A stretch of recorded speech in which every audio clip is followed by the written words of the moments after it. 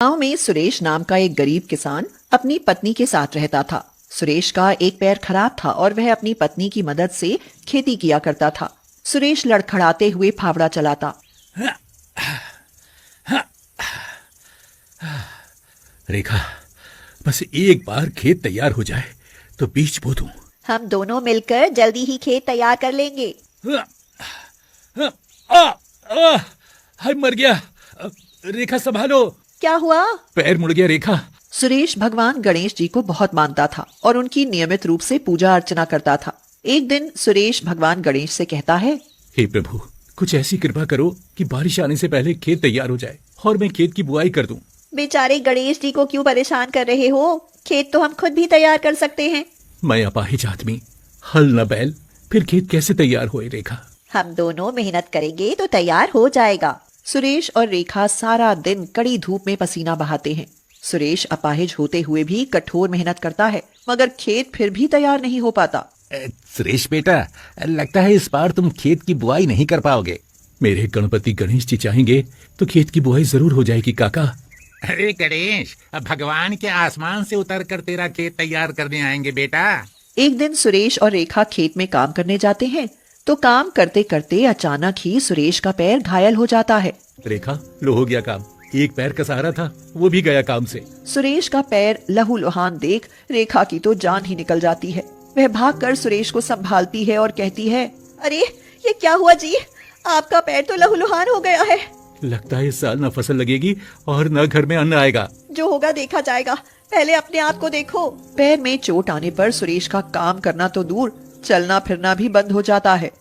उधर रेखा भी चिंता में पड़ जाती है और कहती है, अगर फसल की बुआई ना हुई तो घर में खाने को अनाज कहाँ से आएगा? अब मैं तो लाचार हो गया रेखा, मैं कर ही क्या सकता हूँ। अगले दिन रेखा खेत पर अकेली काम करने जाती है तो तेज धूप के कारण काम करना मुश्किल हो जाता है। वह थक हार कर बैठ जाती है और कहती है, मुझ अकेली से तो खेत तैयार नहीं हो पाएगा। अब काम करने का दम नहीं बचा, पहले कुछ खा लेती हूँ। यह कहकर रेखा खाना खाने बैठती है तो अचानक ही वहाँ एक बालक आ जाता है। बालक रेखा से कहता है, मेरा नाम गणपत है, क्या आप मुझे अपने घर नौकर रख सकती हैं? पर हम गरीब आदमी हैं, हम नौकर कैसे रख सकते हैं? मुझे पैसा नहीं चाहिए, मुझे तो एक दिन में बस 3 रोटियां ही दे देना। गणपत की यह बात सुनकर रेखा मन ही मन सोचती है, बालक है, थोड़ा खाना खाएगा तो घर के काम में हाथ भी बटाएगा, रख लेती हूँ इसे काम पर। गणपत कोई और नहीं बल्कि स्वयं गणेश भगवान जी थे, जो अपने भक्त सुरेश की मदद करने के लिए उसके घर नौकर बनकर आए थे। रेखा के साथ गणपत को देख सुरेश कहता है, ये बालक कौन है रेखा? ये गणपत है, आज से ये हमारे साथ रहेगा। मैं आपका नौकर हूँ जी। अरे नौकर क्यों हो, बच्चे हो, तुम रहो हमारे साथ। जहाँ 2 रोटी हम खाते हैं तुम भी खा लेना। उस दिन के बाद भगवान गणेश सुरेश के घर रहने लगते हैं। एक दिन सुरेश गणपत से कहता है, सुनो गणपत, मेरा पैर जख्मी है, मैं उठ नहीं सकता, मुझे बहुत प्यास लगी है। मैं अभी पानी ले आता हूँ। यह कहकर गणपत घड़े से एक गिलास पानी लाकर सुरेश को दे देता है और कहता है, ये लो पानी, और अपना जख्म तो दिखाओ। तू क्या डॉक्टर है जो जख्म ठीक कर देगा? डॉक्टर तो नहीं हूँ, पर मेरे चूने भर से जख्म ठीक हो जाएगा। यह सुनकर सुरेश हंसने लगता है। अगर तेरे हाथों में ऐसा ही जादू है तो ले देख ले जख्म।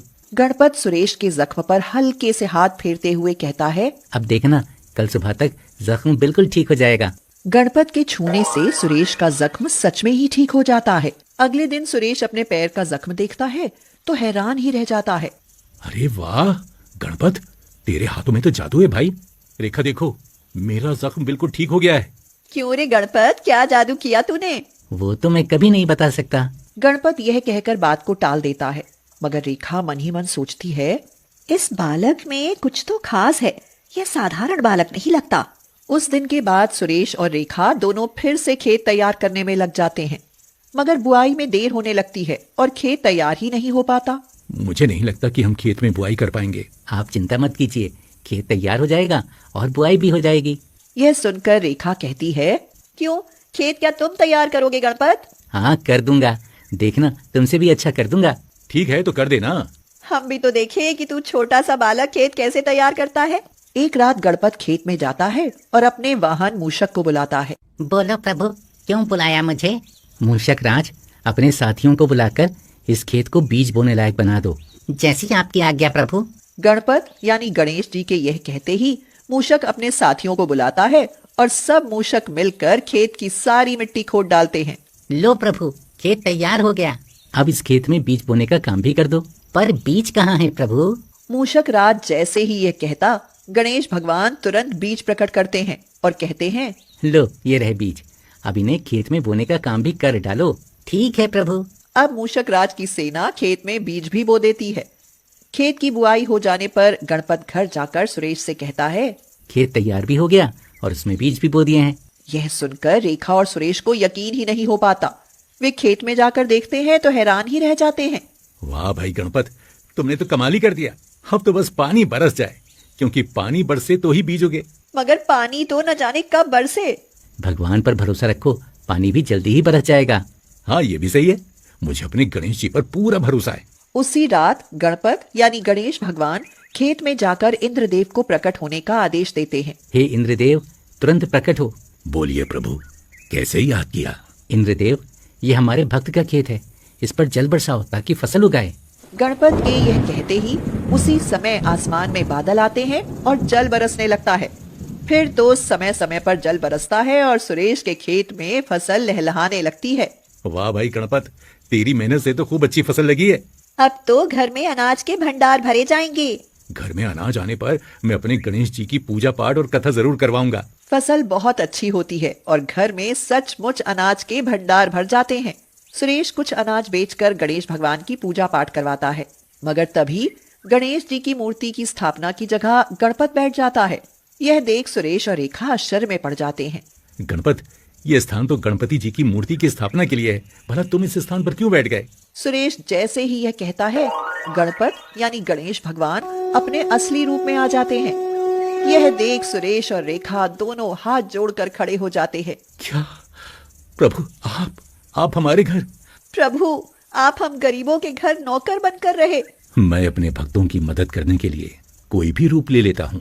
सुरेश, आज के बाद तुम दोनों का जीवन सुख से बीतेगा और तुम अपने दोनों पैरों पर चल सकोगे। यह कहकर गणेश जी सुरेश के पैर को ठीक कर देते हैं और फिर उन्हें आशीर्वाद देकर अंतर्ध्यान हो जाते हैं।